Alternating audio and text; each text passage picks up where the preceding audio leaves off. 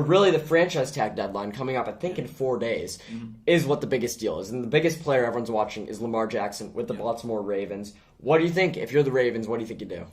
I mean, I think that they have to pay him. I don't think they want to pay him per se, because I know that when the negotiations started, supposedly $100 million discrepancy between what Lamar wanted and what the Ravens were willing to give him. So that obviously adds a major roadblock there.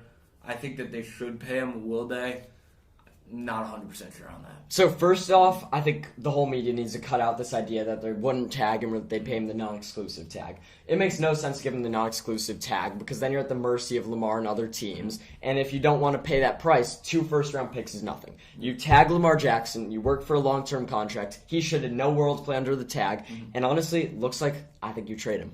Because if they won't pay him what he wants, which I think makes some sense given his injury history, I don't think he's not worth money. I think he's still a top 10 quarterback in the NFL. And I think if the Baltimore Ravens restart, they're going to be a bad team for the first time maybe in their team's history. Like I think the Baltimore, bottom 2. they've always been a pillar of consistency, and it's probably scary, and it's scary not to have a quarterback. But realistically, you have to tag him. You can't give him up for 2 first-round picks. And I think if you can't figure out a long-term deal, it's time to trade him. And by the way, a lot of teams would love to have Lamar. And by the way, you don't trade him for a haul of first-round picks. You trade him to a team that has a top 10 pick now.